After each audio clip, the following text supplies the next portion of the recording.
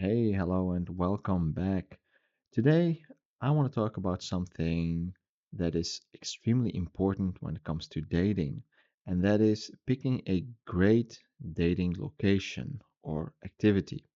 And today, I'm going to keep it simple and effective, which is something I always try to do. And we're going to talk about two very good first date locations, ones that I keep recommending over and over again, and I use myself over and over again.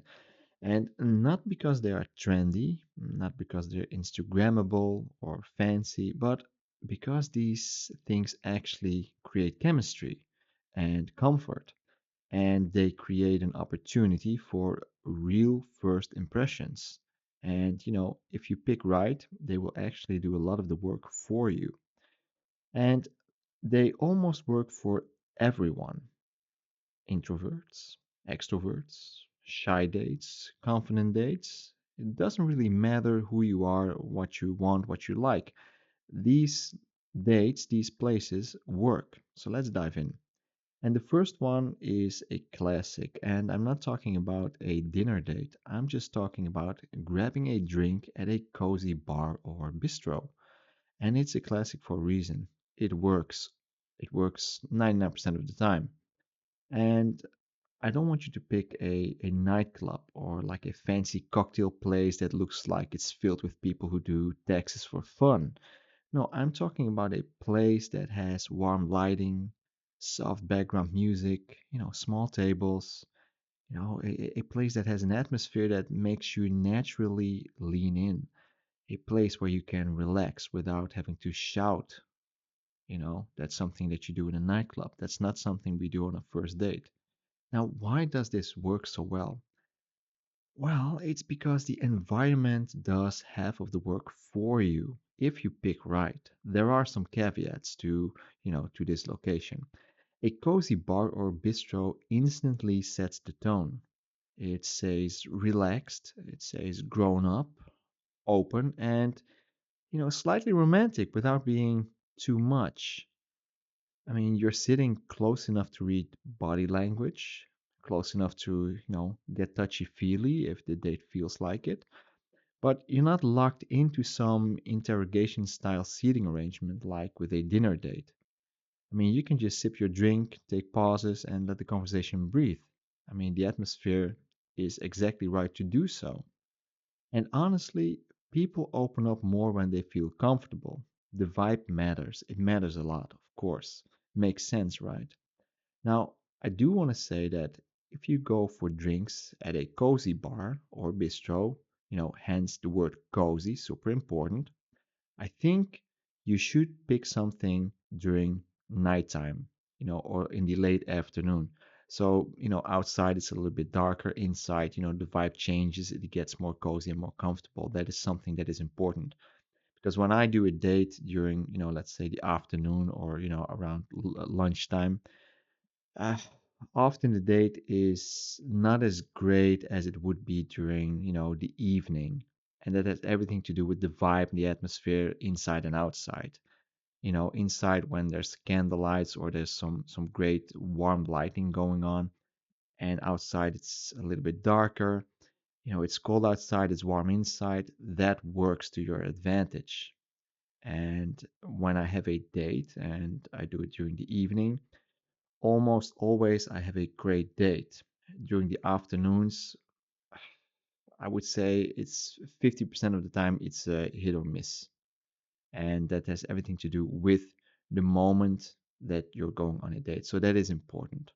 Now, some things that are, working in your favor when you pick a cozy bistro, for instance, and that is that it is great for eye contact and reading chemistry, and you're both really relaxed. It's quite enough for a real conversation. You can lean in, you can almost whisper, and that works. It's easy to escalate into a second drink or cut short if needed. When you're both done with your drinks, you can easily say, "Oh, you want another one?" If she says yes, you're doing a good job. If she says, "No, I'm good," then it's time to leave. Or if you don't like the date, you can just say, "Well, I'm done with my drink. I had a great time, but I need to go." That's very difficult when you're on a dinner date. A cozy bar feels mature, it feels intentional. It feels like you're trying to, make the date feel a little bit romantic and more memorable. It gives you those small sensory anchors, like smells and music, lighting, all those things, and they work to your advantage. Now, obviously, there are some cons to a cozy bar, of course. Like I said, what time of the day you're going on the date, evening, afternoon. It definitely helps in the evening. Of course, you don't have any control over whether the place is crowded or not. So if the place is too loud, it will kill the vibe a little bit. If service is somewhat slow or awkward, it might ruin the rhythm a little bit. And if you're forced to sit across from someone, it can feel a little bit interviewish. So it's up to you to guide the date into sitting next to you to make sure you can actually have a very, intimate date and create some chemistry there. So that is important. So how should you do this? Well, you take the lead on choosing the place. You don't need the perfect spot. You just need somewhere where you can calm down and where you can calm her with your charm. Say something along the lines of, let's meet at this place. I like it. It has great atmosphere. It's nothing fancy. It feels confident. And keep your drink order simple. Don't do the 12 ingredient cocktails. I always advise against drinking any alcohol on a date, but that's up to you. The second place that I think, well, it's not really a place, it's a activity that I think works very well, and that would be just a simple walk in the park or a stroll through the city. I think this is very underrated for first dates or even second dates. Walking side by side is one of the most low pressure ways to get to know someone. There's no direct stare downs, no awkward table barrier, and no forced questions. You're just two people moving together, walking around, and that movement naturally builds some rhythm. Why does it work in your favor? Well, it helps extremely shy people to open up more. You don't have to look necessarily at the other person when speaking. Conversation might flow a little bit more naturally, and you have instant things to talk about if you don't know what to say. The buildings you pass, the shops, dogs, cats, the weather, whatever passes by. So there is less stiffness and your energy stays more relaxed. Walking creates a sense of ease, and it's like, exploring something together. It's really subtle, but it builds a very real feeling of partnership, even if the date's only 20 minutes in. And a thing that I like to do when I go on a walking date basically is, if it's in the city, I like to go into shops. I go into a clothing shop, I go into like a souvenir shop, stuff like that. That actually, after a date, gives her, but also you, the impression that you went on multiple dates because you've been here, you've been there, you've done this, you've done that. But all you've been doing is just walking around and going in and out of shops. But it definitely creates the feeling that you have been on multiple dates within one date, and that will help you build connection. It's an absolute game changer if you do it. So there's less pressure, there's less awkwardness. It's easy to extend. You can always say, "Hey, I'm having a great time. You want to sit down and grab a drink, or you can sit down on a bench and talk more, get more intimate." The costs are very low. It costs basically nothing unless you decide to grab something to drink or eat. And it's great for reading chemistry through vibe and gestures and body language. You can actually get touchy-feely, you can get a little bit playful with your date. And it works for daytime and evening dates. Now, walking around in a park, I would say do it during daytime.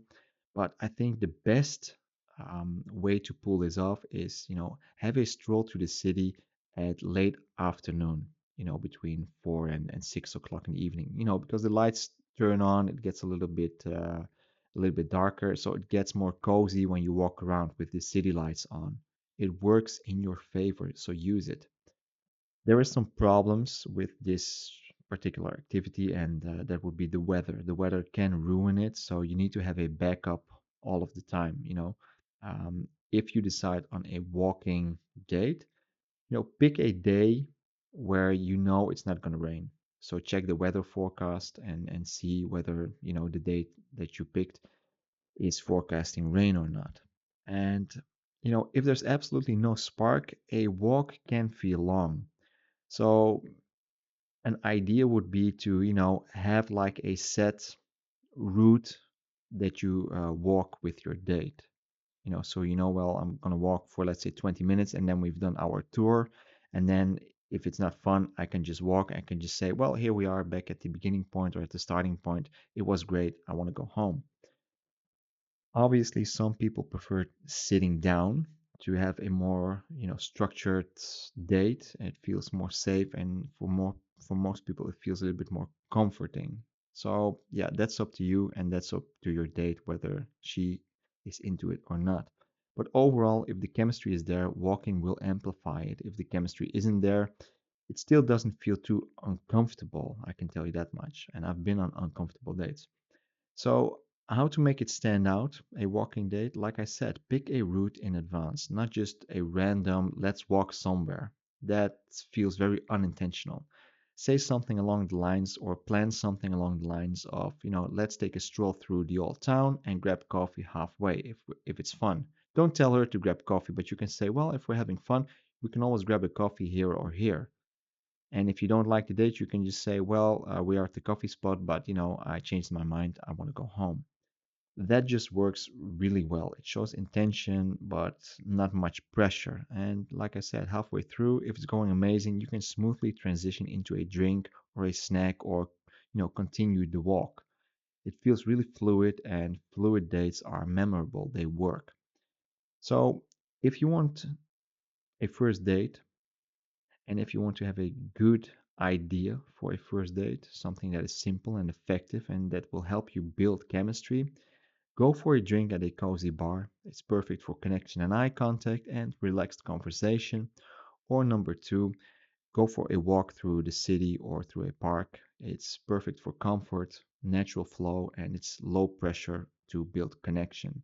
These two work because they naturally create the conditions where attraction can grow. Presence, ease, warmth, authenticity, without forcing anything. It's not necessarily about the location itself, but the location will support the feeling between the two of you. So that is important.